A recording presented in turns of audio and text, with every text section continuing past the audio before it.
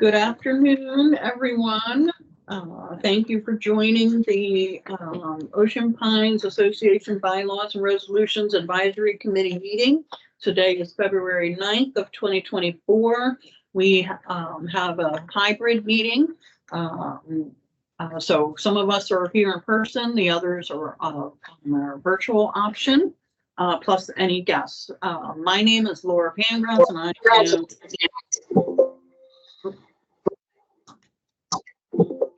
Can you mute yourself? Yes. Okay, thank you. My name is Laura Pangrass. I've lost my train of thought. And I am the chairperson of this committee. So what we like to do at the very beginning is to establish that our meeting has been called to order at 1:04 p.m. And our goal is to be done by 3 p.m. Yes, I figure if I start saying that, maybe it'll actually happen. And then we do have quorum amongst our committee members. Technically, we only have 4 out of the 4 positions of the 5 available to our committee filled. With 1 absent, we still have quorum with the 3 of us remaining as committee members here. So we are able to conduct business. I will ask my fellow committee members here, or is anyone opposed to having the meeting recorded? No. Okay, thank you. We always do our consent to record the meeting, and then our meetings are always posted on the Ocean Pines website after whenever it's uploaded. So as I've said, I'm Laura Pangrass. I'd like the rest of my committee to introduce themselves. Pam Ferendi, 92 Watertown Road. Keith Kaiser, 28 Moon Show. Can you hit the admit button? She looks like she's trying to rejoin again. Maybe she had bad connection. And then our board liaison, would you introduce yourself too? Steve Jacobs, board liaison. Thank you. And then our Augie is our committee member who is excused from today's meeting. And then next up, we like to introduce our guests. So would our guests like to introduce themselves? Jim, would you like to start? Jim Trommel, association member, One Annapolis Court. Thank you. Next. Is that Tammy? Would you like to introduce yourself?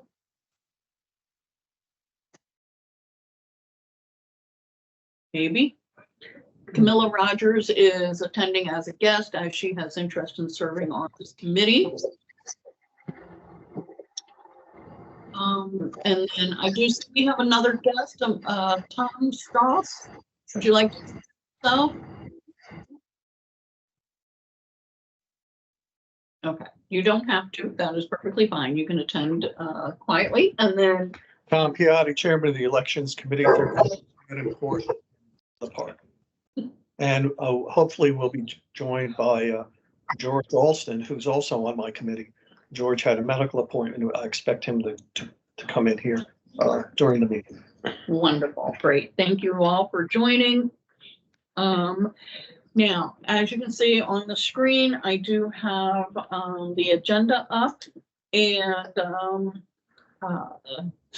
my committee members and liaison, are you all okay with what is on the agenda? Is there anything that needs to be added? Some of this will be moved to the next meeting, depending on time, how much discussions we have, obviously. So. Anything else? So hearing no objections, the agenda is approved.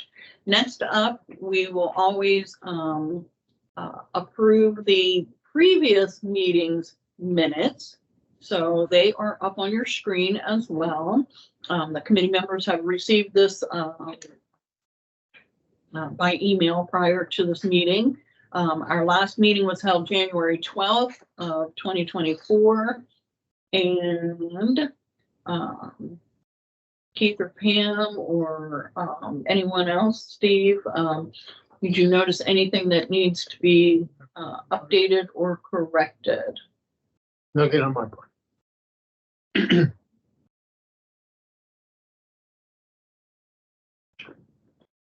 I think they're right. Everything are good? Augie takes does a great job of that, so there's usually very little. I'm quite impressed with Augie.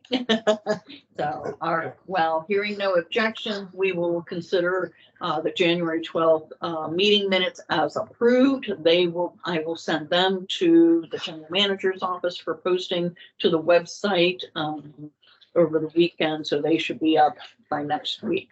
Okay, so back to the agenda.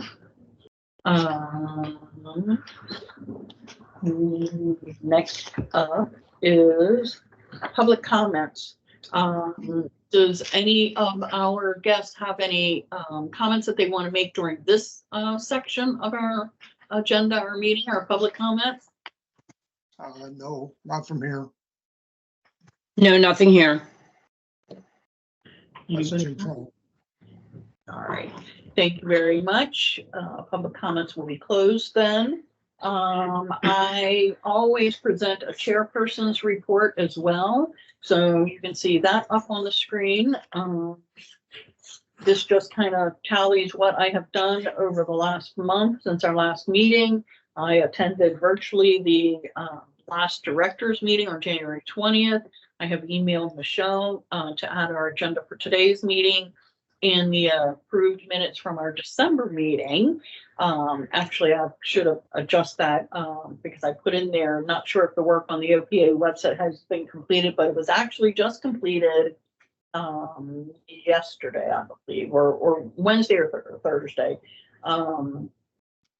But she did get the December minutes up there for us. And I didn't check today, but I believe our meeting video from the January meeting should be up there. It is. I do know the meeting agenda for January and the annual report have also been added because she was collecting all of the stuff during the website update and then posting when they could. So I think our committee section is all up to date. So thank you. As an update, we'll talk more about this later, but I did attend, I have been attending the Ocean Pines work group for the spring kickoff and expo event. The committee meeting was held on January 22nd. I did also just attend the one that was this past Tuesday, February 6th. I did turn in our completed application for our committee to have a table at the event on April 20th, and I did mark that we would need electricity. So hopefully that should be fine. There is no charge to the advisory committees to be a part of this, to have a table or anything. There's no charge to us. There's a box on the application that said if we were going to have a giveaway. I jokingly said, what, Robert's rules? No. Little pocket handbook, but I marked no. We can still create any kind of like little maybe flyer or half sheet flyer or something like that if we feel that that's also necessary. So we have a little bit of time to work on that. So I just wanted to give you the update on that. I know they're hoping that the other committees will also have a table.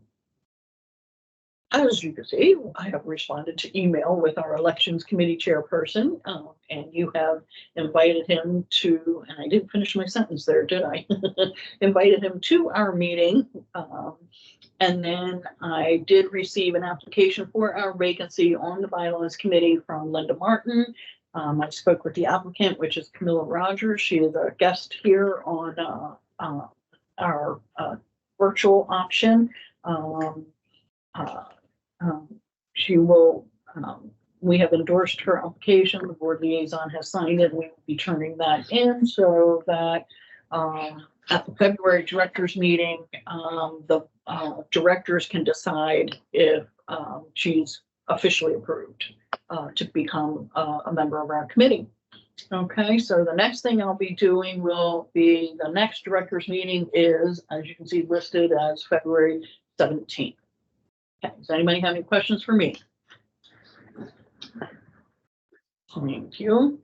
All right, next up, we like to give our board liaison an opportunity to give us any update report that might not be discussed in the remaining agenda, whatever you feel you want to share with us. Thanks. Just to anybody reads some of the various newspapers that float around Ocean Pines. Just to be clear, I did submit, and I hope, although I've been told it may not be, I haven't checked, but a form of B08, which is the ethics resolution, for first reading for the February board meeting. And just so that you know, in prior email discussions with the other board members, I indicated I would not share B08 with anyone but the board until it is in front of the board for first reading. And I also committed to not bringing it back for second reading at the earliest until for 2 months. In other words, there'll be an intervening board meeting without B08 coming up.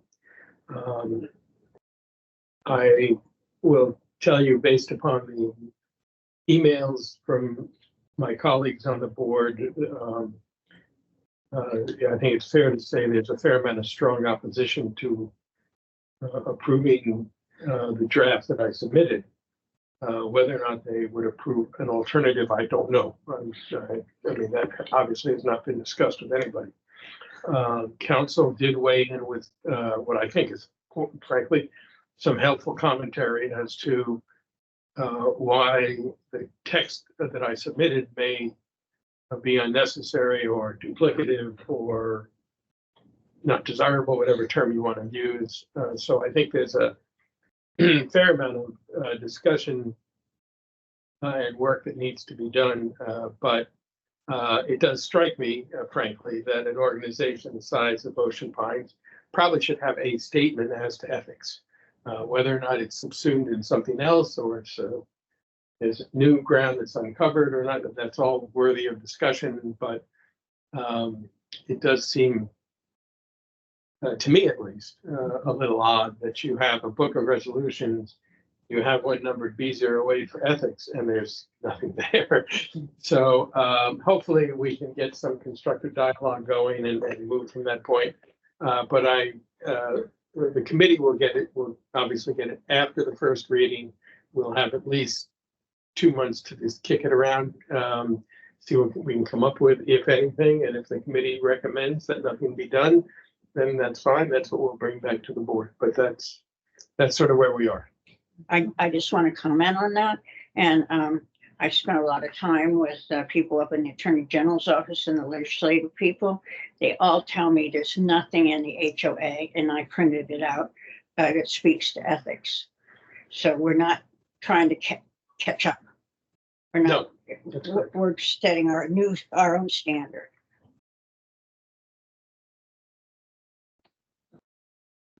Thank you, Steve. Anything else before? no. Okay, all right. I would like to add that the Supreme Court doesn't think they need ethics. I'm not sure why we need it. It's the highest court in the land, doesn't need ethics. Okay. Next up on the agenda is unfinished business or / status updates. So as I've already mentioned, we have an available opening on our bylaws committee that began as of November 2023. We did receive an application from Camilla Rogers, which I have spoken with her, and we've endorsed her. The liaison has also signed the application. We will be forwarding that to the directors. C3 Budget and Finance, we did receive an update from them for their C resolution that they have approved it as is, but with a recommendation to correct the numbering on it. It was sent back to them because initially I think they thought our committee would be the ones to correct or request the corrections of the, numbering on the actual document. But that, it really needs to come from their committee and their board liaison. So their board liaison will be, to my knowledge, that is the way we left it, is their committee and liaison will reach out to, the GM's office to see, whoever types up or updates the final official copy of any of these items, and have it go through the process to be approved that way. So the actual resolution part is fine. It was more of a Formatting. yes. What date I approved as of? would say, I didn't put it there, did I? I think that was the end of January, so just put it at the end of January. January 24th. Yeah. Same thing for the strategic planning. Next up, CO7, strategic planning, did receive an update from them. And they have approved their resolution as is with no recommended changes. So they consider it reviewed. So just as an informational part for those listening and who may watch this video later, our resolutions, we look at them, what is it, every two years, right? Yeah. Mhm. So every 2 years, our job is to just let those different committees and the directors know when resolution or bylaw needs to be reviewed and looked at. And I've already really kind of given the work group expo update. Does anyone have any questions on that right now? I know I didn't respond to you in the email, but I plan on giving it. Okay. Yeah. Right. All right. I will make What's the date one more the time? 20th of April, with the rain date being the 27th. The chamber typically, the Chamber of Commerce typically has had their expo on the 27th. And initially, I think they were going to, it was really going to be like a partnership, but now it's not. It truly is just an Ocean Pines event. With some support. The chamber will have a table there as well. But Ocean Pines is taking in any of the vendor fees or sponsorships and things like that. So really the only thing we would need to come up with is if we want something on our table. Yeah, we'll figure And, you know, and they're gonna have a sign made up for each of us, each of the committees, a table, so that they'll have, I don't know what size it is, but it's like one of those ones that you can also put the metal stakes on, you know, that says bylaws so that they know what table they're coming to.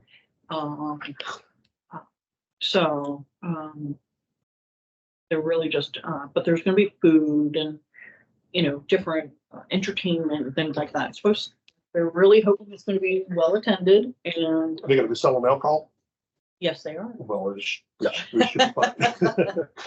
Yeah, as long as one of their vendors has their own liquor license. you Should know, be some the- lively the discussion. appropriate, yeah. No, so they'll have like a beer garden area for the food trucks, whatever kind of thing, so. Good.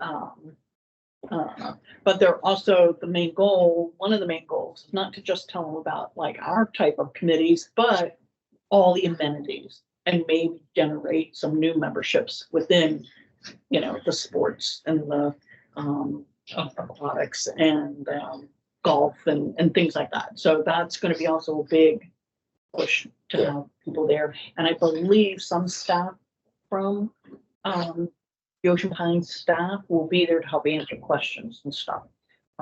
So now it is from 3 to 7 p.m. in the evening. I should mention that to you, just so you know too. So you don't have to get up early. It's What gonna be time? After 3 to 7 p.m. We'll be able to set up between like 1:30 and 2. So as soon as the farmer's market is all gonna be like over here, we're right in the right direction, yeah. The farmer's market, once it's they're packed up and out, then it'll open up and we'll have all that area too. Okay, now at this point, we are going to, during our meetings, we suspend the Robert's rules unless there is and we will reinstate them if there is something that our committee needs to vote on. But by suspending the Robert's rules, at this point, allows any of our guests to make a comment and, participate in our discussions. Okay, so let me go find, give me 1 second here. Where did I put it?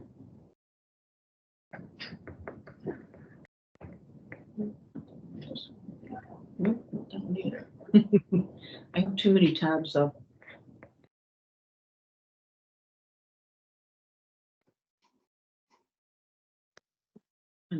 M06, right? 1 second. Right here we go.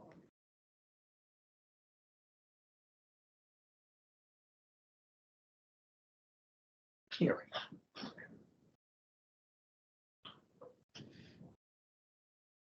Let me get it back up to the top for us. Tom, make sure I have the right thing up, correct?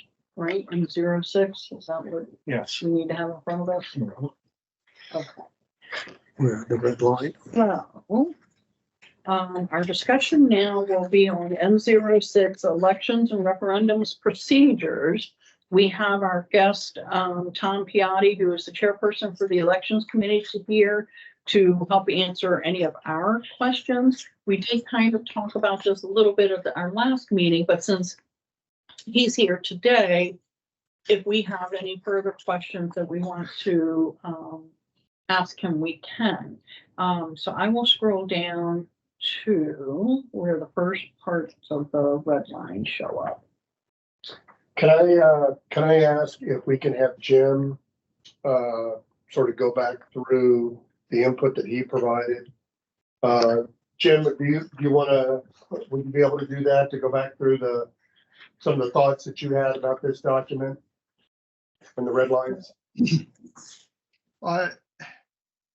Just briefly, my concern is that with regard to the kind of election process we had in the last election, all we've done is patch a process which has been in effect for a number of years, of a local contractor and the elections committee counting the ballots. The local contractor doing the printing, collecting the ballots, providing them, sorting them as necessary to the election committee, and then the election committee counting them, although they may be counted with the help of a contractor and a counting system. But we've gone to a completely remote system now. In the last election, apparently that's what we're going to continue to do. And my concern is all we have done in preparation for the last one, and as it stands now, simply put a patch or a Band-Aid on a process that's not intended to be, and never was intended to be, a remote process. Among other things, I think you need to consider is the review of ballots that have some kind of issue regarding being able to be counted. There is no real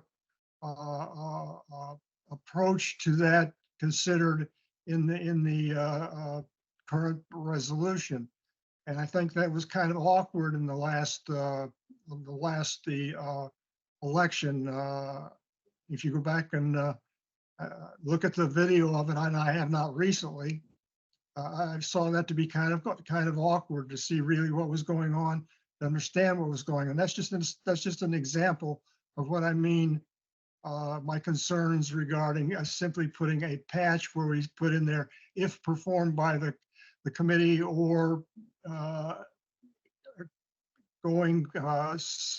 wording it so that it can be done remotely. I don't think we've done a good job of considering what is required for a remote process as was done last time. And particularly, another element to this, apparently there are a number of subcontractors, more so than who we contracted with, to do the process itself remotely. And how the degree to which that needs to be accounted for, can that be accounted for simply in the proposal from the contractor? I could very well be. But again, my concern is that we're doing no more than patching a process that is internal, basically internal only. Okay, thank you. So I'm going to interject here for just a minute. We've had a new guest join us here. Would you like to introduce yourself? Yes, I'm George Alston. 8 Fairhaven Court, been here since 1994. Wonderful. Thank you for joining us today. And hopefully and basically to help if there's any information needed about the workings of the computers or Wonderful. that type of thing. Good. Okay.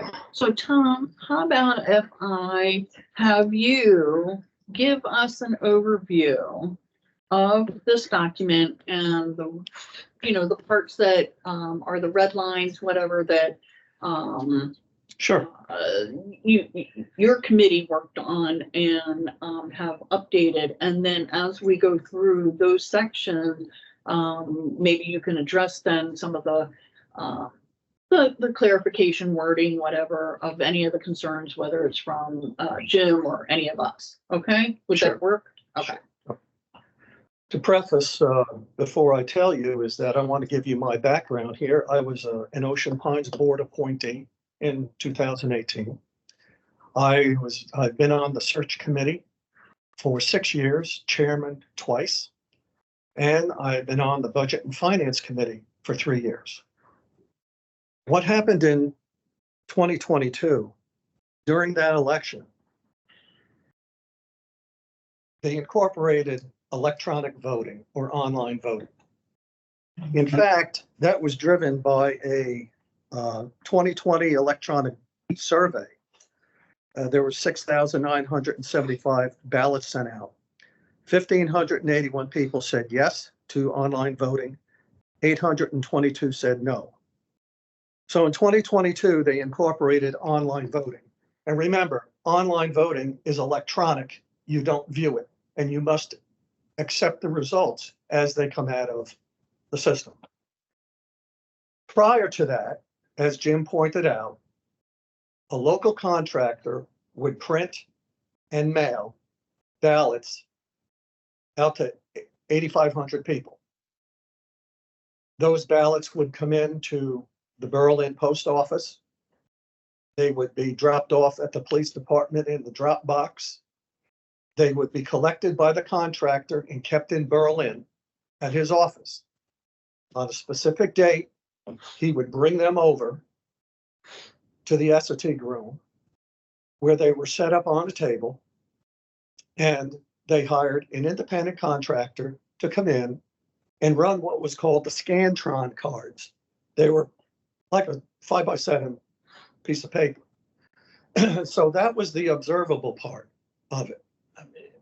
And hold on, George. Okay. And if there was a conflict with the ballot because someone marked something else on it, that person would take it over to the elections committee. They would look at it and they would make a decision whether it was invalid or if it was valid for whatever. So then that tabulation would happen. But in 2022, what happened is that Ocean Pines ran the equipment. It was a Xerox machine, and there was, believe it or not, a 940 vote overcount.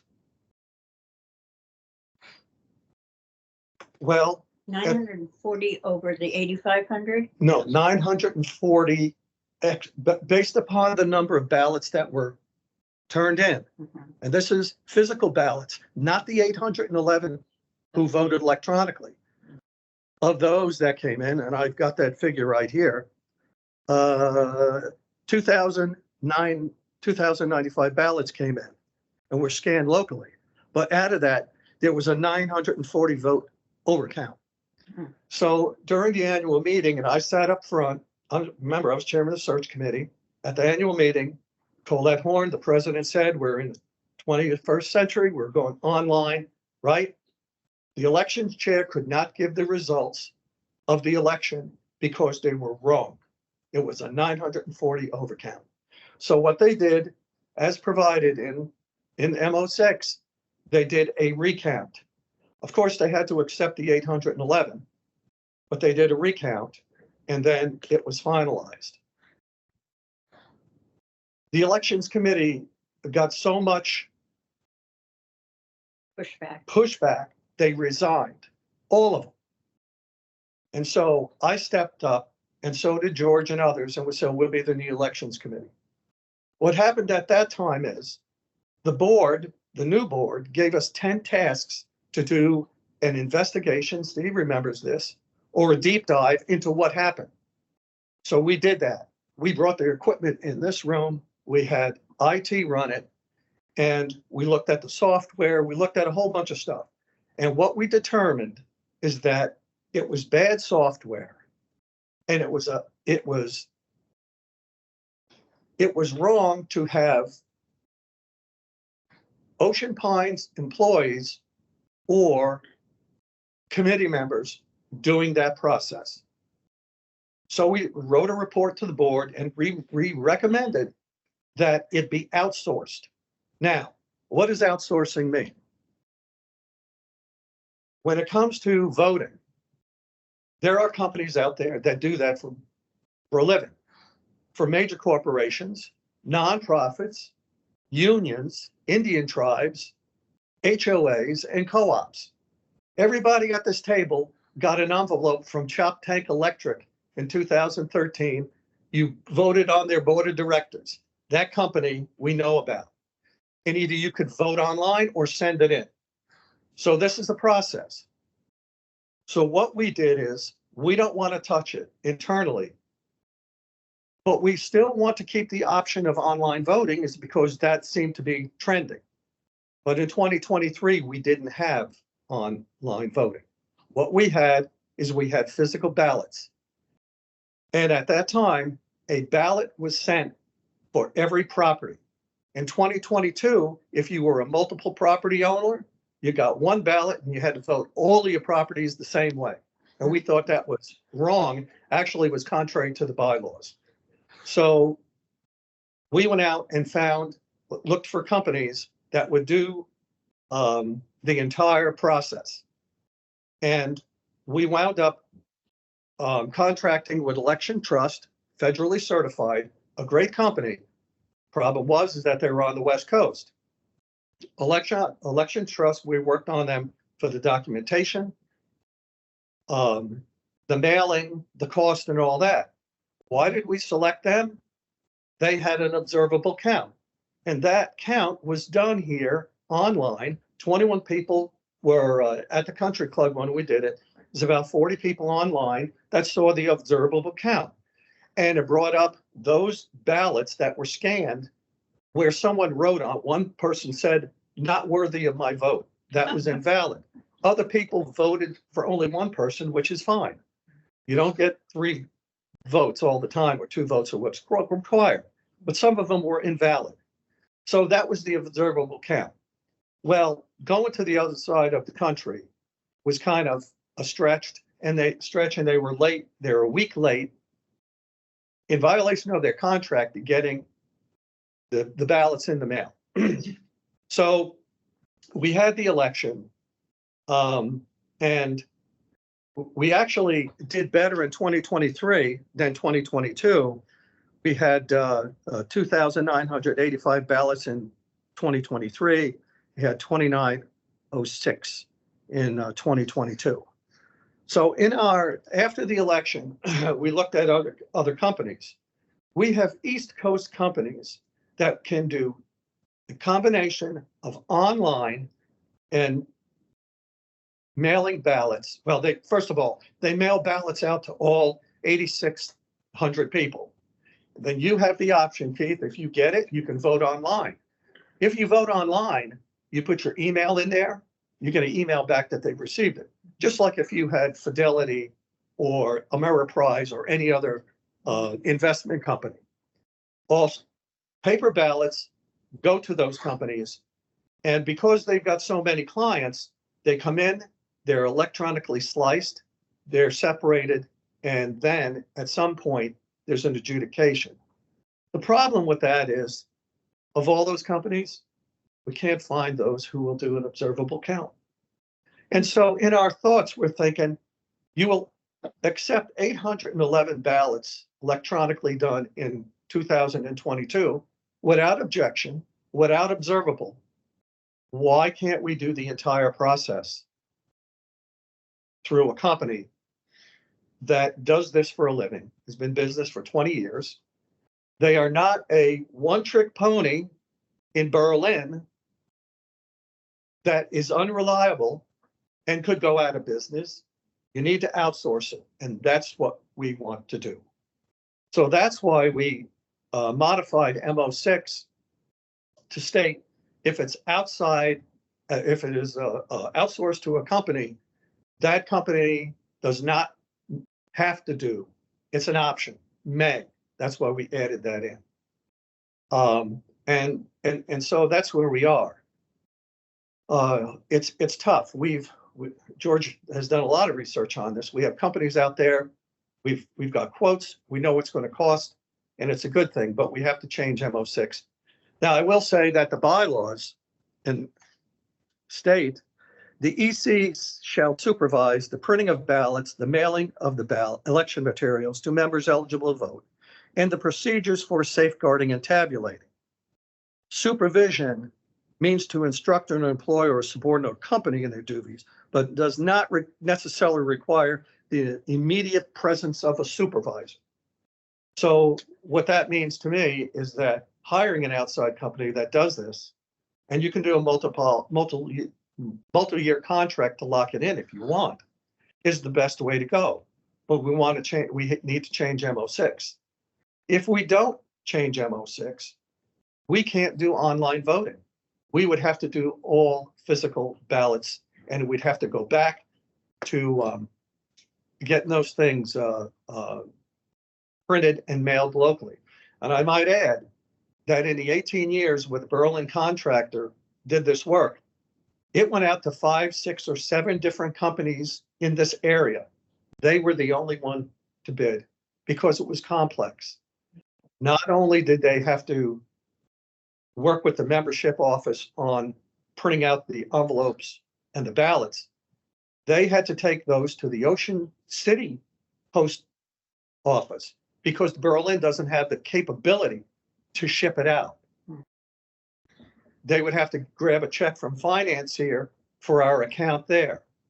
When the ballots came back in, they would come back into Berlin. That contractor had to go to the post office, get them out, and take them to his business, and he would collect them over time. Whereas in 2023, we were getting electronic reports on a weekly basis of what they were receiving from Elections Trust. In other words, first we got 400, we got 1,000, and of course, you know what the results were.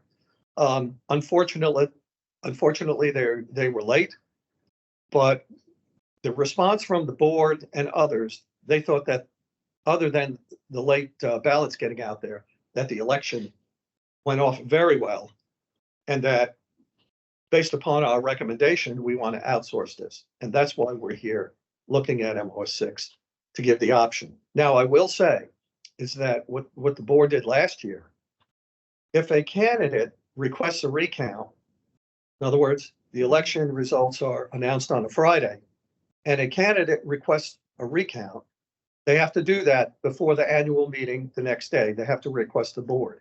If that happens, then the elections committee must do an observable count, which would be viewed live like in the past.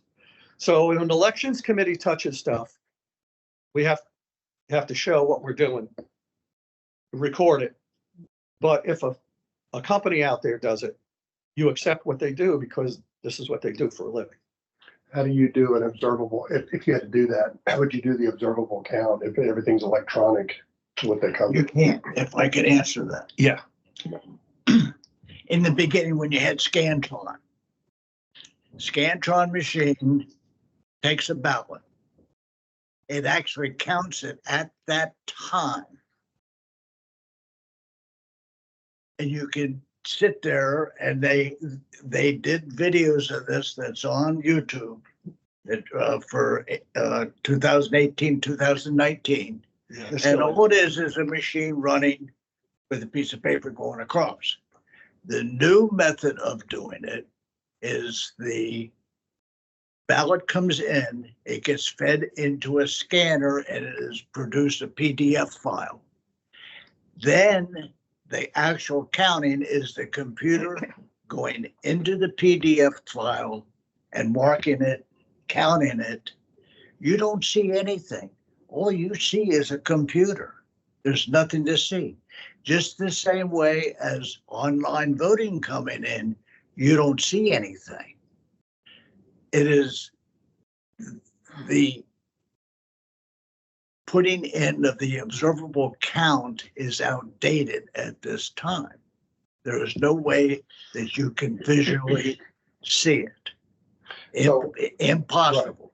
So when you said that if a candidate requests a recount, Then it's by hand, and then it's a hand count, and then we can set it up for you can sit there and watch, even though you can't talk to the committee. well, that's what I'm asking. No, you How can't. would you do the hand count? Here's how that's done, Keith, is that even Election Trust sent us all the ballots back here. Oh, okay. They're here in the file okay. cabinet. Oh, yeah, We have to keep them for we 1 get year. those ballots. So you would get the online, you would get a report, Excel report, and which tabulates what happened. Then you would get the physical ballots and you would lay them out on this table, I all got 2,000 of them. Gotcha. Bring extra people in, which we're allowed to do Right. a hand count. It's Gotcha. similar to the 28 question And referendum. then the people can sit and watch it Right. done. Now, according to M06. M06, the people are allowed to observe. They may not talk to, speak to, or have any interaction with that committee whatsoever. It's strictly observable. And they had, but what amazes me is, okay, we had 21 people that sat there and watched it, the viewing, the plus staff and whatever that was there. And a total of 60 people on YouTube went in, a total. And Tom and I were talking 5 times it was him and 4 times me. Yeah, and others. And Curious. and others that are curious or whatever. And we spent $500 for that to be done. $500 for not even 100 people. And so now there's two other things. When we sat here and they showed us how the machine worked.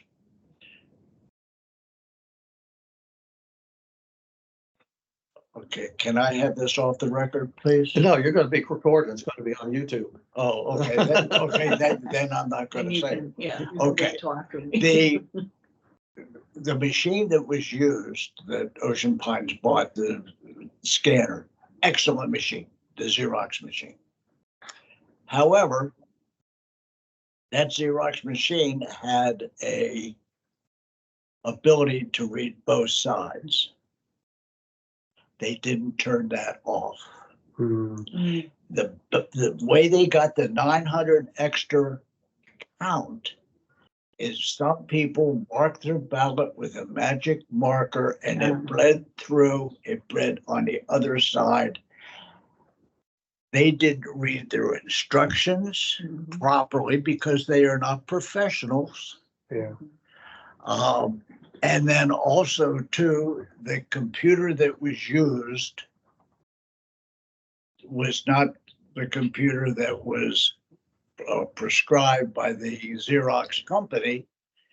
The computer that Xerox said it had to be at least an i3 processor with 800 gigabyte of memory. what they used was a Pentium processor machine that was approximately 10 years old that had only 4 GB of memory in it, which could have been a problem. I'm not saying it was, but it could have been. Xerox would not have backed up their warranty when they found out that the wrong computer was being used. So there's a lot of, and I know I took a little bit of flack because nobody knew that I knew something about computers. I had a computer software company. My software was sold to Walt Disney World on both East Coast, West Coast, Pet Depot. And now I sold all my copyrights and whatever. So I do know a little bit about computers. So that's why we're here. So I don't want to speak for the committee, but I think we would agree that we're not here to question whether there should be online electronic voting. We're not, that's not our charter. Our charter is only, as we read through this document, does this make sense relative to what you just told us? So if I read this document, am I reading what you just said?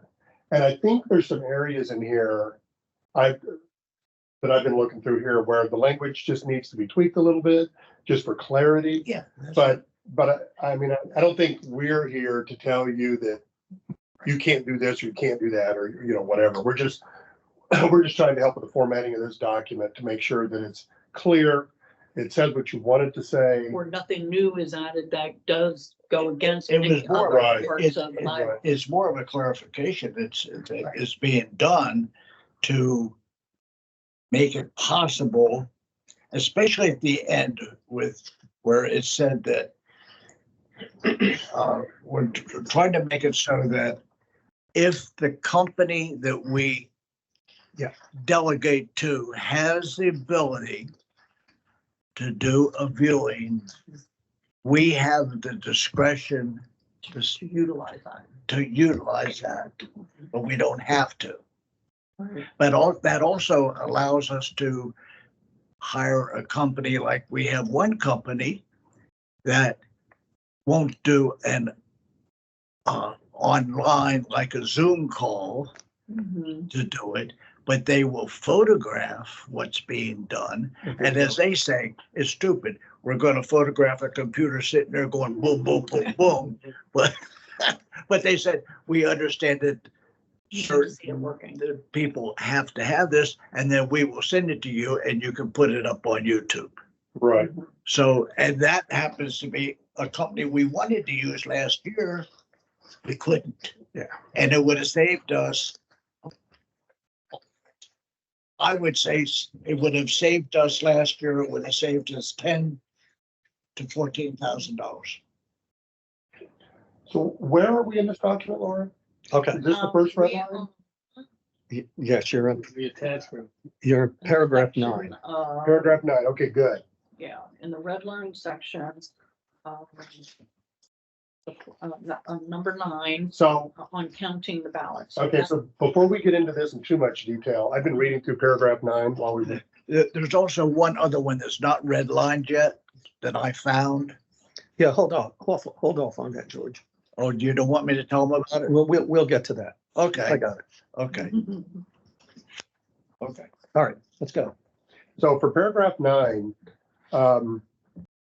it seems to me that, you know, it starts out with, you know, we have the option there in the first sentence to delegate this to an independent company. But then as you read through the paragraph, it just seems like the manual method and the remote method is kind of mixed together. And I would think it would be more clear if maybe there were sub paragraphs where it broke out and said, if we go with the remote company, Okay, this is how it's going to work. If we, for whatever reason, we do it locally, manually, this is how it's going to work. Because the steps I think that you were saying are all there. They're just sort of mixed together we can do that. where you don't really know where the dividing line is. Does that make sense? Okay. So, We got that. Because when you start getting down into the details of like, what was one of them here? Ballots should be voided for the following reasons. So that's pretty easy to understand if you were doing it here locally manually. But if you were going to go with a subcontractor, and would you impose those on the sub? And is that just something that's just automatically provided as a service of what they What, do? as far as being, not being counted, you mean? Well, so in paragraph Because- in D there, 9D, it says voided for, there's votes for more candidates and vacancies. You know, there's like 4 things there. The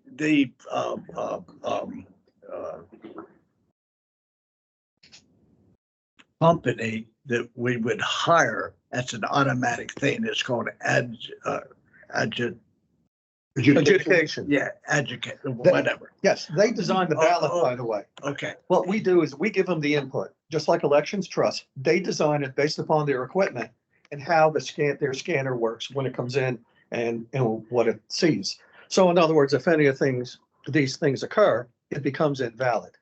right. Right, so that's, And they mark it, put them in a pile, and they Yeah. give it to us, so we They have. return those to us. They return all of those in a group. They also send ballots that are sent to an incorrect address or an address that is no longer, which you have people moving and whatever. if they get a kickback. Yes. Yeah. But also too, these companies, to save us money,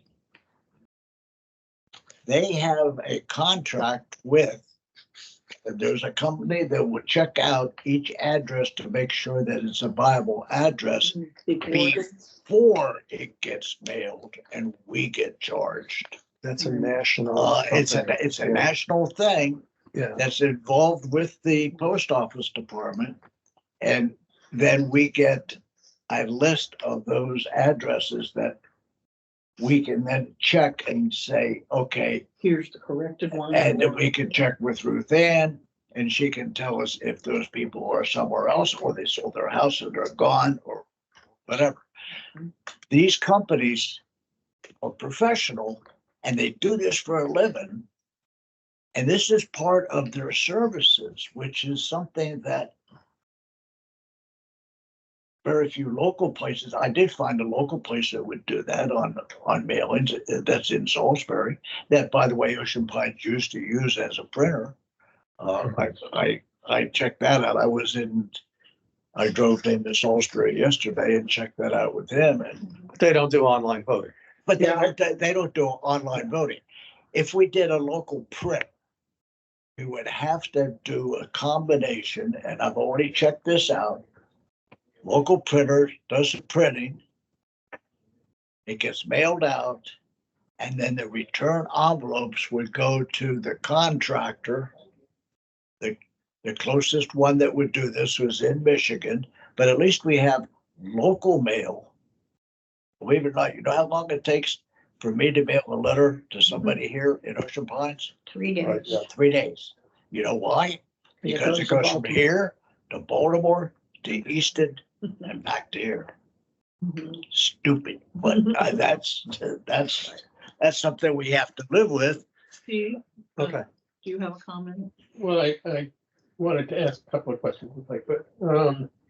Tom, just to be clear, when you start off talking about 8,600 ballots go out, actually the number of ballots that go out are to our members who are in good standing. That is, so there's a culling before they're mailed out, correct? No, there's 2 sets. There's one set that is allowed to vote, and then there's a separate mailing either before or at the same time of ineligible voters to give them the information on the annual meeting. And last year we did it early, so we gave them a 2-week chance To correct errors. to correct everything. And then I believe and this was the I've got the- first time in history, 128 people re-upped, Right. got it fixed. So Had never been done before. 7,780 people were eligible. Right. 884 were ineligible. But since we sent those out early, 108 became eligible Right. to vote. Right. That's great. That's something we did last year that was Great. never done in the past. Never been done before. That's great. Okay, so let me, Keep going. the, um, as to electronic voting, just want to make sure I understand. I understand the notion that, it goes into the machine. I Yeah. get that. The question I have is whether or not any company has the ability to provide to the committee, for lack of a better term, some sort of audit trail. In other words, to say, we received, 800 some odd ballots that were cast electronically.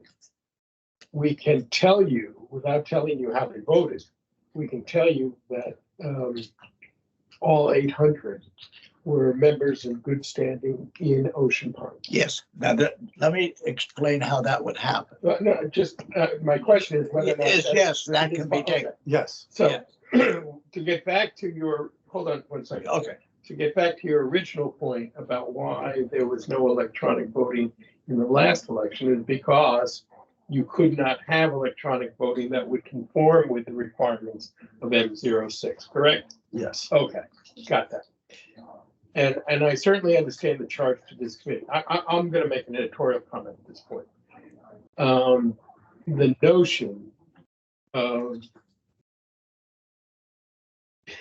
for lack of a better term, bequeathing to the contractor the option of an observable count is going to create, for lack of a better term, pick your adjective, a kerfuffle, a ruckus, or an outright scream from the members. My view is that there are a number of members who value the option of viewing the count. However it's done. There was an issue with it being done by video last year. So that being the case, my question to the committee would be, out of all the contractors that you have spoken to, do any of them, I'm saying they don't do that now, but do any of them, or have they indicated that they have the ability to modify their approach so that there's an observable count for our community members to see? Okay. I can explain that. Number one, on the online thing, there are several companies that have the ability of when you do your online vote. This gentleman here, your name? Keith. Keith votes. He has a alphanumeric random number that belongs to Keith's property. Mhm. Okay. After the election, you can go with two of the companies that we have looked into with online voting. One of them happens to be an Australian company, but they have offices here in the States. That's really nice. I totally discounted anything from Pakistan or India. Okay, since they're having problems with North Star, which is a Pakistan thing. Okay, so what happens is you can go into their website, put in your number to see how you voted to make sure that it got. There's two of those companies that will do that. The other companies will send a audit trail, not an audit trail per se, but they will give a official Report of how many they got, not how anybody voted, No. but how many votes got counted, how many got this. Now, what happens is you get a packet and you have an option of paper, the same alphanumeric number that goes on the envelope, or the same number to get into. Whichever one reaches the company first the light switch goes off on that number. It is not usable. So that can never be used in that election again. So you have, and yes, we have people that try to do 2 votes at a time. We had people that did a photocopy of the ballot and tried to send it in on a different envelope, believe it or not, in this. Yeah, I didn't even You know. have a photocopying machine. So, No evidence of voter fraud. okay, so anyway, there are There's fail-safe system. ways to make sure that there is, that is being used, and that's the reason why you can do both. They have the opportunity to do both, online or paper, and and they are provided without names. Right, yeah. The names, the alphabet, a list of alphanumeric numbers, and it's like a light switch. The minute the vote comes in, bingo, that one's. Well, my interest is just to make sure that we would have, again, terminology aside, we call it an auto trail or. Yes, there is a report that says we received, 1,000 electronic votes. Yep. And we can verify, we can tell you that 982 of them are members of good standing events. Absolutely. As far as I'm concerned, without telling them everybody how they voted. Right. That's essentially all you would need to Yes. certify the electronic side. That aside, I just want to get back to 2 other things if I can. The issue of the bleeding ballot was resolved last year because I remember you showed us, you changed the ballot. Yes, So that was done. yes. That issue's been resolved. The other issue, I'm trying to recall what it was, that came up. the guy that wrote the note on there that nobody was Oh, qualified. But I guess the question I still have is whether or not any of these companies can adapt the service they provide to provide our members with the ability to observe the count. And let me go back to one other thing, because my recollection is after this past election, I don't remember where I saw it, but there was a suggestion that the count had begun before before the Zoom was available. And what they saw on the screen is like a tally sheet. Let me address that. Yeah, I'm not sure if I got it right. What that meant was, when these envelopes come into these companies, the envelope is scanned. A slicer separates it. You don't see that. So some people say, we didn't see them opening the envelopes. Right. That's what it was about. We're going, what? What? A company, actually, let's get real. That company wants as many ballots as they can put in the system because they get paid for it. And they get Based paid upon for it. numbers. They get paid for it. So, but this transparency thing that was written, and I remember that Steve Tuttle talked about this, former elections committee chairman, and that he was on the board, was to provide transparency. What that means to me is that you don't trust the elections committee, the volunteers. It's just not right. That's another reason, outsource it to a company that does this professionally. Now, can I say one other thing? What happens when it comes into these companies, you get 400 today, you get 200 tomorrow, you get 300 the next day, and so forth. And they do, so what they do is they slice it and they do it and they count it then. One company would have done it where they do the slicing, the opening, and the whole thing on video for you to watch. Number one, you're looking at for 2,700 votes that we had that came back, you were looking at approximately 2 hours. 2 hours is going to take to do that, just to slice the envelopes, pull them out and count them. And it's going to cost you $1,000 more. And it's a video, it's not live. No, it's live with S&B. Oh, S&B. Yes. Then also, there's a company in Washington, D.C. that does this. They specialize in unions and Indian tribes and whatever. Actually, there's two companies in Washington, DC.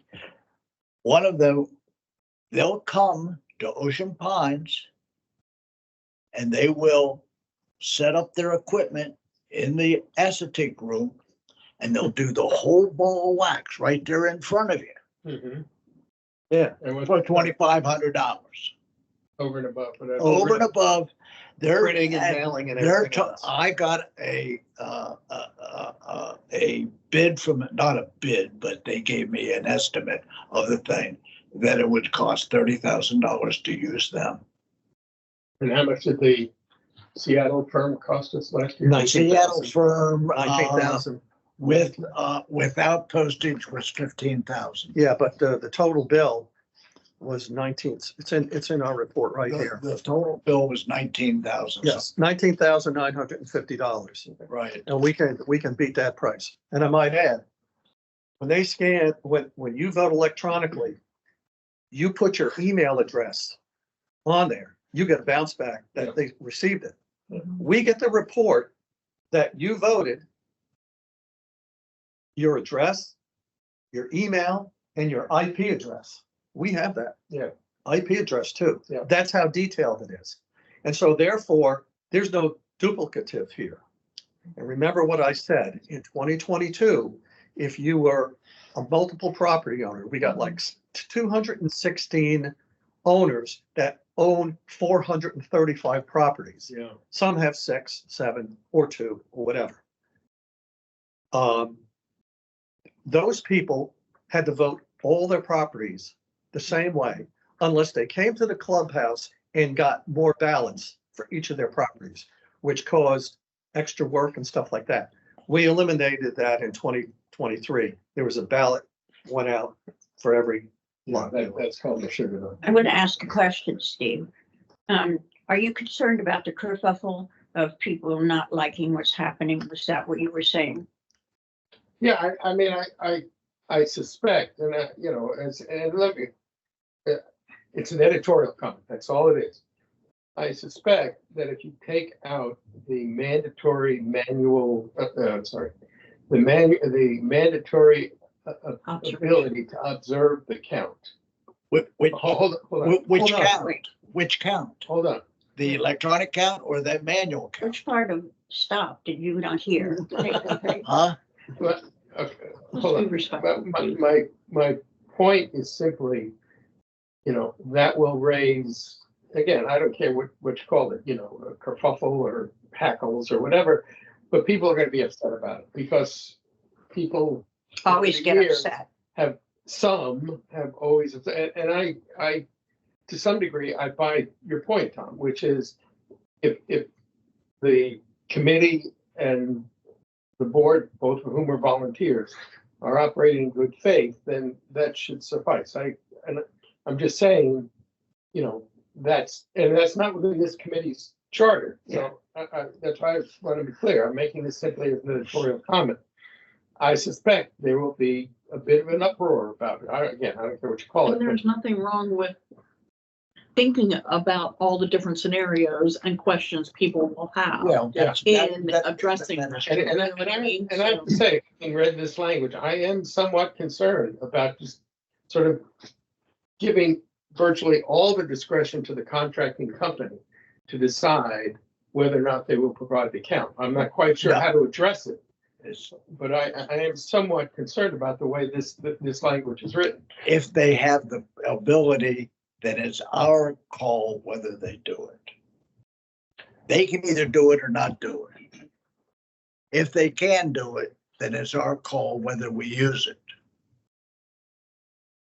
Well, That is We exactly would how give that it's. option that's to the not what it board. to says. make the It decision. says, if delegated to an independent contractor, and if that contractor can provide an observable count, provisions may be made Right. for remote or on-site observation by association members.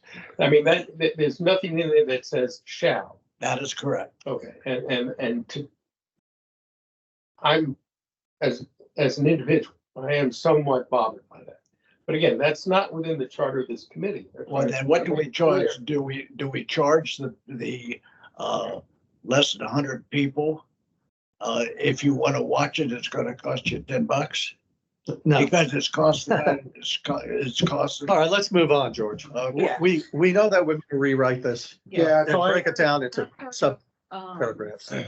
I do think you need to consider, the verbiage, you know, in some of this, because I figured that this would if go to you're council looking at anyway. Transparency, but then. Oh, you're gonna send it to council No, Idea no. Of charging people to observe it, and you're not. I think then that's not being Well, totally transparent. That's up to the board. It should be a, Of course it is. it shouldn't be. What we do in It this shouldn't committee be, is we send it, we make a recommendation and send it to council. Oh, do you? Yeah. So the more I thought about this, I just think, and the more I was trying to remember some of the things, because last meeting, Jim had a few more examples about it, about what if, right? But I think because the two processes are sort of intermixed in the language, I think that's why there's questions. And I think if you just, you reformat your document, so you say, it's basically two different ways of doing it right now, either a remote contractor or local. Just assuming that that's the case, you'd say there's two different ways of doing this or this. If we do it this way, this is how we're going to do it. If we do it this way, this is how we're going to do it. And and as you lay them out separately, I think is where those details that maybe weren't clear or weren't, that's where they'll pop up, because you're attempting to document it all by itself. And so then maybe some of these things that Jim was talking about will come forward that you realize, I need to figure that one out a little bit better, or put some language in there or something to that effect. Because just the way it's written now, it's sort of a hodgepodge of language tied together, and it's just not clear enough. Okay. So it seems to me, just from what you're saying, that the issues have been thought through, that that you've got examples and that you've got ideas. It's just not the way the document's formatted. For me, it's just not coming off very All right, clearly. we can do that. And that would include, I'm We sorry. didn't write this, by the way. No, I know. We're doing modification We all inherit, other people's work. inherit going Yeah. back years and years. So But like for the contractor thing, and this is just a suggestion for me is, if we go with an independent contractor, then what I would like to see in there is, what are the minimum things we Ocean Pines want to impose upon that contractor, the minimums? At an absolute minimum, they have to be able to do this. At an absolute minimum, they have to be, it might be 2 or 3 things, I don't know. So you would have a basic foundation to start with whenever you're shopping around to try to find these folks. I think that would be pretty helpful too.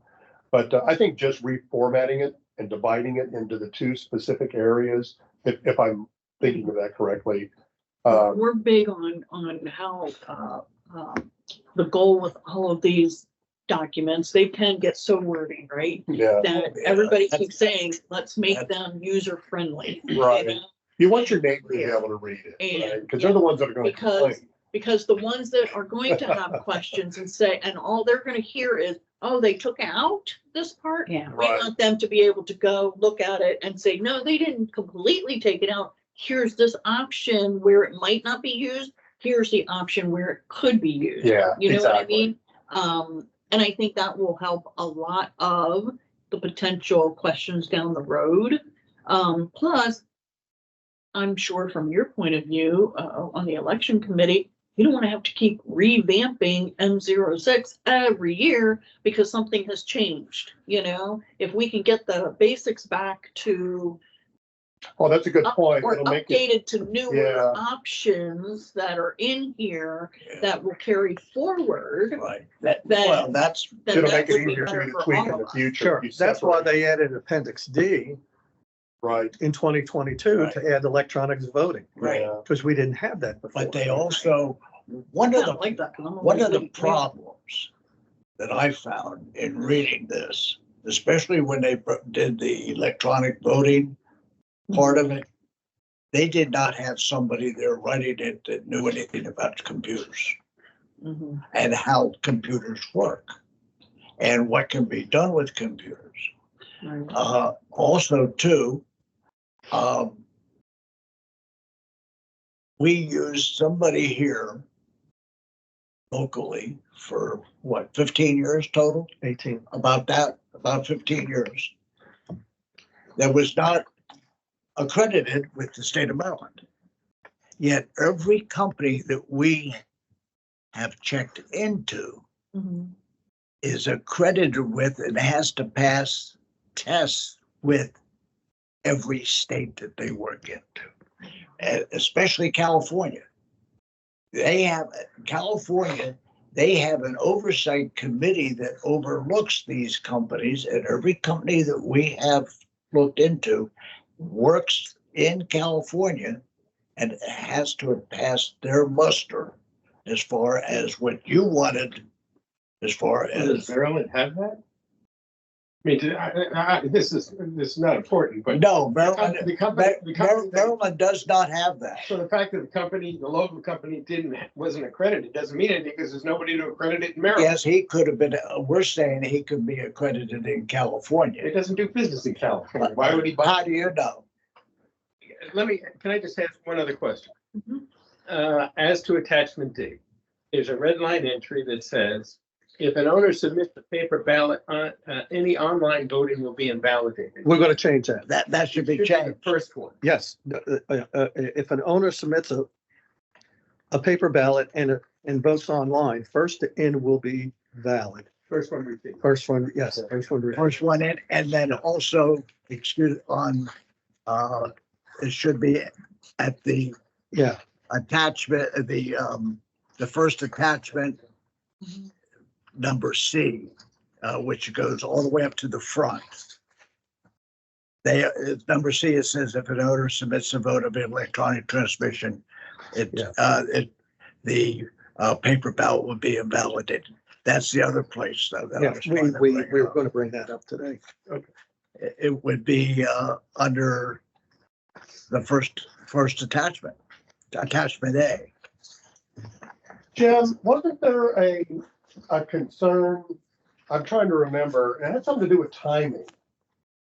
That you brought up last time, that if we do it one way, that timing works, and if we do if we do electronic contractor, the timing may need to be adjusted. Do you remember that? Did that sound familiar? Well, the only thing I remember on timing, I believe the elections committee is deleted or dropped, and that's the eligible voter cutoff time being as close as it is to the annual meeting or the ballot count date was presenting problems. I think did not the elections committee drop that from consideration? That's correct, Jim. In our final Yeah. report, we talked about not enough time. And, but we talked about the observable count. We dropped that, and that was in my email. And talk about California, Davis Sterling requires a 100-day period for them to vote. Ours is compressed. Okay, the timing issue would have required a bylaws Yes. amendment. It would have certainly created some thinking to be done. Let's put it that way. Yeah. That's the only timing I remember, Keith. Yep, yeah. That was it, Jim. I remember. That's what you brought up. Well, and last year, we certainly jerry-rigged the system a little bit because of the delay. Yeah. And that had to get done. And so we sort of faced up to reality. In theory, particularly if we use a company closer in to our locale, we may not have that same problem. But that same problem could still happen if, let's say, his machine broke down or something like that. But as I recall, the issue last year was that the company in Seattle, wherever they are in Seattle, basically had other elections going on, and they just didn't get to our work, and that created, there was a delay of a week or so. 1 week. Yes.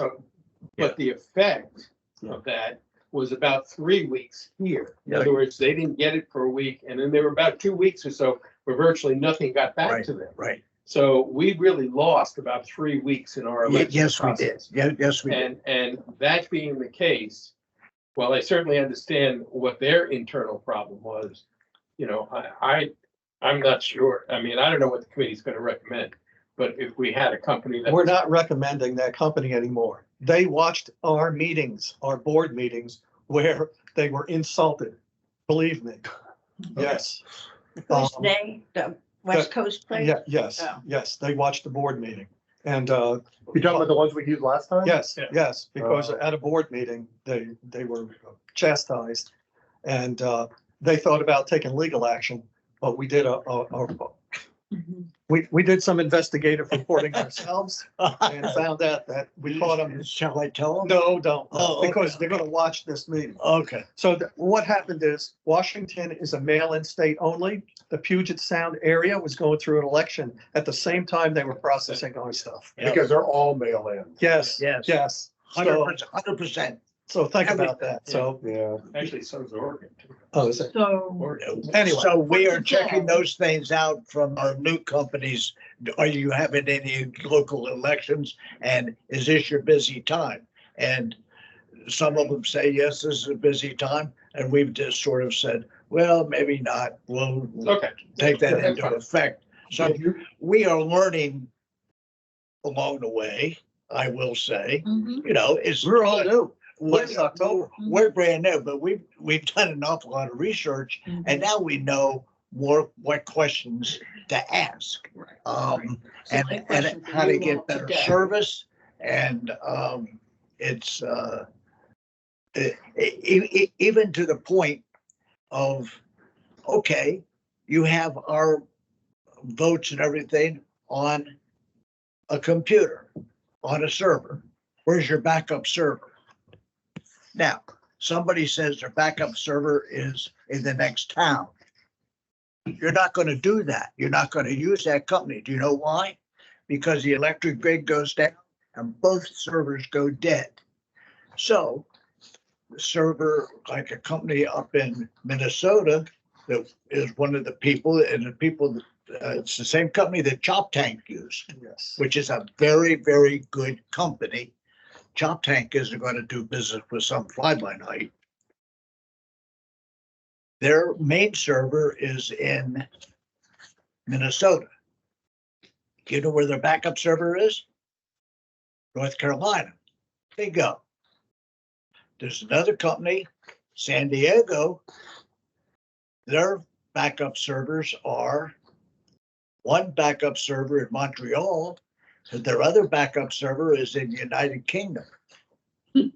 So you can see George has done a lot of research and he can talk about Yeah. this So- until the cows come home. So my question for you today, Yes. before we finish on this topic, is, do you feel that we have given you enough feedback from us to be able I to complete whatever you need to do Yes. as committee for that document Yes. before? And I'm going to work on this in the next 2 days. Okay, now can I ask you, as a group, have we given you enough information that you have confidence in us? More than enough. Yep. Thank you, Pete. Thank Thank you. I'm the liaison, so Yeah, I'm not. He's not allowed, he's not really supposed to. Yeah, vote we on that, know, but we yeah. value. Committee to committee, this is what I would strive as a chairpersons, is for us to be able to work together. You know what I mean? I agree In with some of that. these, so that we were never at a loss of somebody saying, you didn't have this committee look at something or whatever. You know, I feel like our communication has been good. Yep. I feel like we've been clear about our suggestions and what our role is in looking at this. Like we said before, it wasn't to say we agree with your suggestions or not. It's more of, do your suggestions not conflict with anything already written in the bylaws or anything like that? That is our job, Okay. you know? Yeah, I think, I'm sorry, just one more little thing. I don't think there's ever generally, in my experience, people have good ideas, they research things, and when you speak to them, everything sounds good. This is the challenge. The challenge is getting it down on a piece of paper where somebody who's not as involved in it as you are can read it and it makes sense to them, which is, you know, the big bulk of what we do is just trying to make sure that it makes that what you're trying to say, what you want people to know makes sense going on the piece of paper. Please. And it's never easy. Yeah. Because it makes sense to you because you wrote it. Yeah, Right. well, the elections committee is not an advisory committee. It's an operational committee, Yeah. Yeah, but we have to advise right. in order to do our job. Yeah. So we appreciate another set of eyes looking at it. Yeah, that's true, but you'll also too, when you're sitting there advising us how you would like to have it written, you also have to have confidence that we're not blowing smoke. You follow? So, well, on behalf of this person who is a lifelong chronic volunteer, I am big on acknowledging all the hard work that you two have done for the elections committee, Here, as well as our own committee members for our work. Yeah. But I appreciate all You the stepped time into a and effort mess. that you are putting into this, because it would be lovely to go a couple of years of elections Yeah. and not having big brouhahas, you Right. know? So If, if that is our if we ultimate can, goal. if we can get the right company, and we think we found it, Yes. we think we found it. If we get the right company, we can also, by the way, this one company last year would have given us a certain amount because we're a nonprofit. And we got a discount on it. But also too, they have long-term contracts for, Multi-year. Yeah. which where if we have to run a referendum or 2 referendums a year, we don't have to pay extra. Or we pay a limited amount extra. It's not like a brand new thing. Mhm. Then, Good to once that gets set, we can say, okay, here's our spreadsheet, here are the numbers. And it's over and it's And done when with. you two. And we don't have to do anything. We can go and Right. have a scotch. Exactly, when you retire from the committee, Have to. then you're to pass all that information on to the next group. you George, know? we're leaving, by the way. Huh? We're leaving. They got more work to do. Oh, here. okay. They got the last meeting, sorry, Jim, but my goodness, I watched that video twice. That was a long meeting. We Okay. don't want to, Just all watch it once. so Yeah, if we can get out of here by 3, we're gonna be very I think happy. you're great.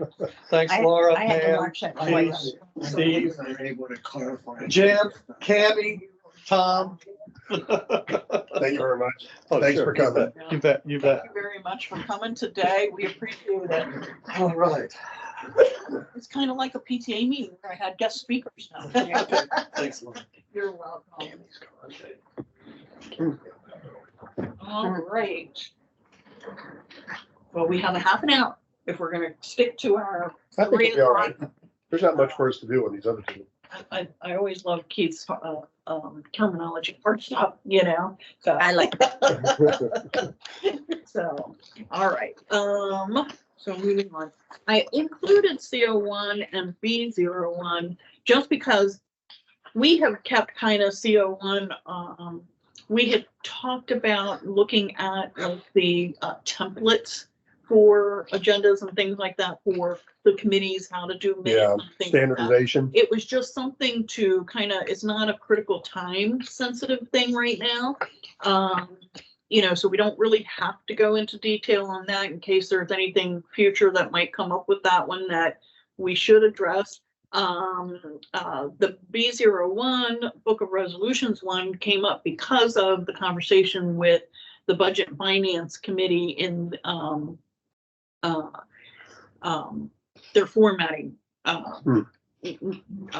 notification, you know what I mean? Yeah. Saying, thinking that we should be the ones to request that that's be updated and things like that.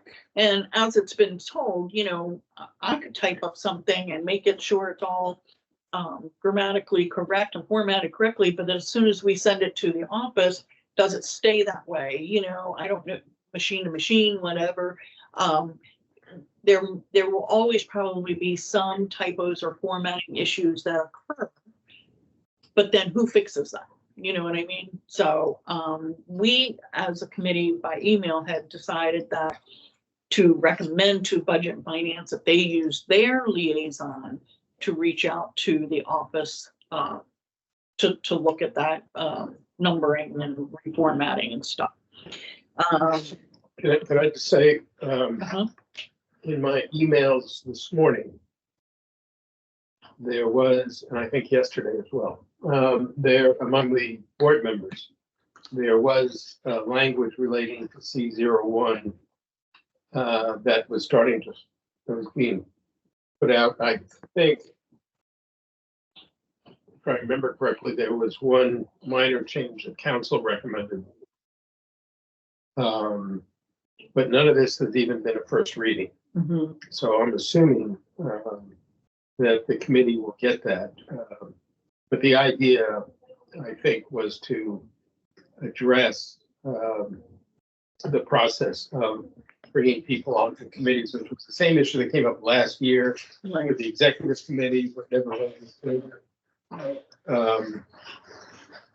And I thought I sent you earlier version that had, I think, if I remember correctly, Doug had started to move on, and he got some comments, and then they made a couple of, there were like 3 versions. So I'm assuming the committee will get that. So do we need to look at that? I mean, No, I mean, there's nothing. As Because far I think- I mean, I'm following procedure. right, My understanding would be the first step would be a first reading, and and then, then there'd be an it could come back interval of to us. time, in which case before the second reading. So So assuming we that to can be the move that case. one, we can move CO1 then to the, Well, and my recollection is, and I think this may go back to when Jim was chair at some point, or we were holding some minor changes to C01 pending whatever came out of the executive committee last year, Correct. and we never got anything. So Right. that whatever those minor changes are, well, we should pull those up and be ready to right. append them. Well, I think as one of them, suggested. under C01, help me with my memory here, but wasn't it addressing the annual report then? It was. We That was did the a charging biggest part document. on that, yes. We did a So- charging document and it was like Steve indicated, it was relatively minor things, but it was like standardization of the annual reports. You know, should people, the committees have to include on their annual report that they've reviewed their resolutions, Right, what resolutions they reviewed that year, that kind of thing. There was a couple of other issues too, but like Steve said, that charging document sort of, kind of went nowhere, yeah, because of the other tasking that the executive steering committee had. Mhm. And it was all going to be lumped together into some, Well, and there's been no executive committee council meeting scheduled under this new board yet, Right. to my knowledge. What So- I understand that, but what I'm saying to you is that I believe there will be a first reading of C01 with certain changes, maybe as early as the February board meeting, in which case We well, I certainly understand your comments about, well, we should keep, I think something's gonna happen, is really what I'm telling you. Okay, so it should be, well, that just means we're just in a wait and see mode so we're good. for us. Okay, so we'll just move that one to the March. We'll see if it goes through the first reading at the February directors That'd meeting. be If fine. it does, then it can stay on our agenda for our March meeting. And then B01, I don't know if we really needed to go over anything on that then currently, but Keith, if you wanted to go over the governance document, is there anything that we need to? So I updated B0, I'm gonna update B08 to say that, that you may be, submitting, B08 to the board meeting, may or not be looked at, but that was your goal. I am updating C03 to say it was approved as is, as of end of January. That C07 was approved as is. C10, environmental and natural assets, you notified them. Did you ever get any feedback from them? C10?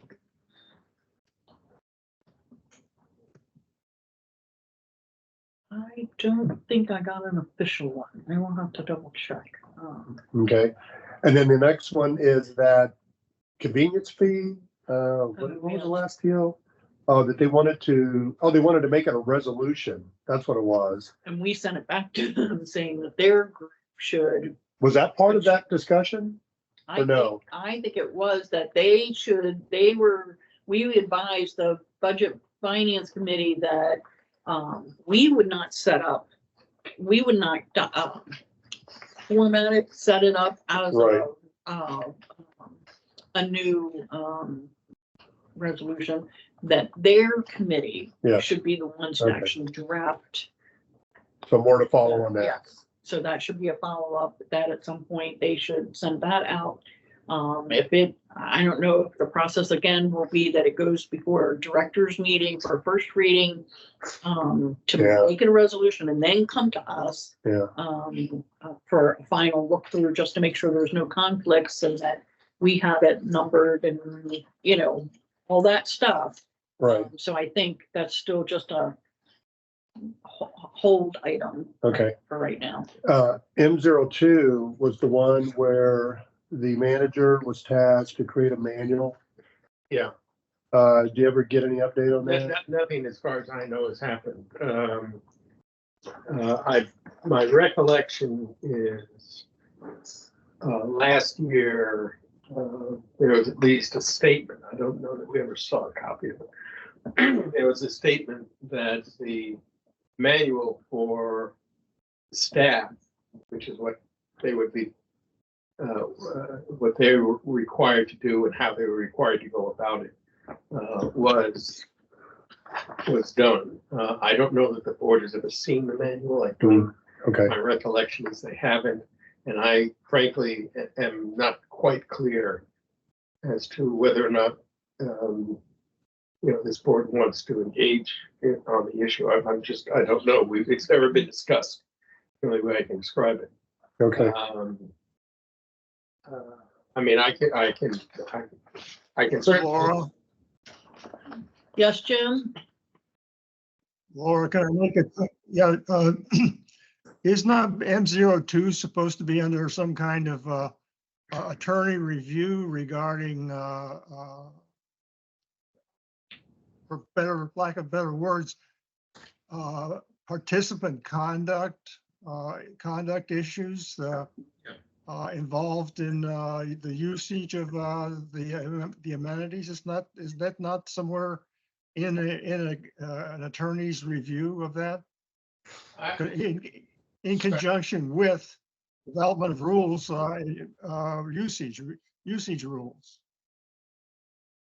I'm not sure that it's at an attorney review. I'm not sure that's ever been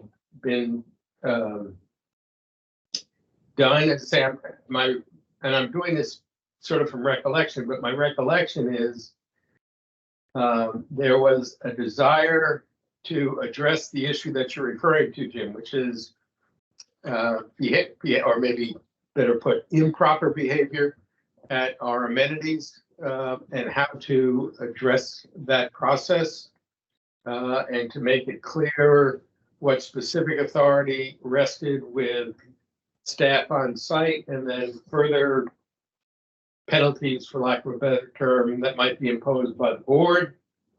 That was all sort of pushed off to the side pending this manual, which I believe is done, but I'm not sure anyone has even seen it yet, other than maybe staff has. I don't know. I just don't know. So I will check and see where we are in that process. I think what Jim is referring to is back September 2 years ago, when this was all in court. Yeah. Got a note here that says, once it comes out of court, and that whole issue is resolved, that our attorney would advise us on any changes that needed to be made relative to that situation, to this document. But since then, what you said has happened, that it's been decided to make a manual. So I think that's probably what Jim is remembering. Yeah. But as far as an attorney review. Yeah, of it, I don't know, because everything was held in abeyance until John and staff completed this.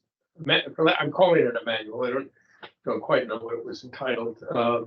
But I think at that point, I don't have any further information, is really what I'm saying. So I'll check with John and see what the status is, and then we'll make an inquiry to Rick and council to see what's going on after that.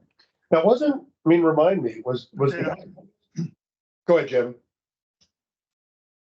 Go ahead, Yeah, Jim. well, I agree with everything that's been said there, but Keith and Steve, the bottom line kind of comes down to the scheduled review date was November of 2021, and we're now February 2024. And I realize that things have happened in between. In particular, the court case that occurred and set off another element to the review, if nothing else. And we're still here today. Let's put it that way. But that's why I brought why I made my comment. I think it's been discussed far enough. Steve has indicated a follow up on his part, and I think that answers my question. Let's put it that way. Was the intent, maybe you said it and I just didn't hear it, was the intent that the manual would replace M02? No. Well, again, I'm speaking at a church here, but what I believe was meant to, let me go back. The ultimate issue, although the litigation was settled, there was no ultimate finding one way or the other. The feeling was based upon some initial rulings by the court when the litigation was going on, was that it was unlikely that Ocean Pines would succeed on their statements and defense because there was cited a specific provision within our governing documents dealing with the loss of the use of amenities, which I know Jim has referred to as really applying, as I recall, Jim, basically to the payment of assessments, but putting that aside. And Ocean Pines claimed that there were several statements within our governing documents which gave the board, if you know the word, plenary authority to restrict the use of the amenities. And the court basically said when it's a choice between general authority and specific authority, the court's going to rely on the specific authority, which means that Ocean Pines didn't have the authority to take the action that it took. In disagreeing with it, it doesn't make a difference at this point because the case was settled. The outcome of that was, well, then we should have something which lays out what the authority is and also what constitutes the behavior in question, not just at the time where this took place at the tiki bar, but at all of our amenities, because at all of our amenities, something could happen. I mean, we just don't know. So there was an attempt to define all that, work out a procedure, and that sort of got all bollocksed up. And the decision was, let's have a manual guiding what the staff can do, and then you can outline a procedure for any further action to be taken by the board. My best guess is the intent would be to follow the same procedure basically that was done on B01, which is there's a continuing violation. They're notified of the violation. At some point, they can request a hearing. A hearing would be held. I mean, that would be a fairly straightforward process. And you could make the case that that's meant to be included based upon a reading of the changes in the Homeowners Act, which gave rise to the changes in B01. So all that's to say that nothing much has happened since the board sort of agreed to take a new version of B02, which was meant to address the outcome of the litigation, take that off the agenda, let the manual be developed, and we could go from there. And that's sort of where we are at this point. So as far as this being an old resolution that hasn't been reviewed, I guess if the manual's been developed, and because our committee basically maintains these documents that say board, because they don't. So we would get if the manual's been done and everybody's happy with it or signed off on it, Put a new date. we'd get a copy of that manual. We would look at this, see if it needs to be changed relative to what this new existing document is. provide that to the board as a recommendation Well, to update it. let me just modify that to some degree. The idea, and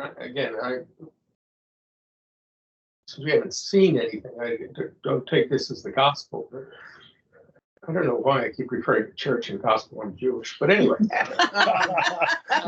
You're a confused young man. But at any rate, that person had a small desk. You got a small desk. The point I'm making is that the manual is meant to address the violations which might be at any of the amenities which might be in question, and what the staff does at that time.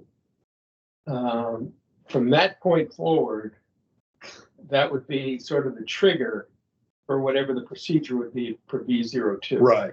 So I don't know that the committee would necessarily be in the position to suggest changes to the manual. That's No, not to the manual, to that's going to this, be viewed as operational. to the resolution. To the resolution, we would Right. then have, we have to see, and I'm assuming, although I don't know for sure, but if the board is inclined to tackle this issue, my assumption would be this would be kicked over to council to craft a procedure that I think could follow B01 procedure, and then it would come to us. But I don't know, because I'm just guessing.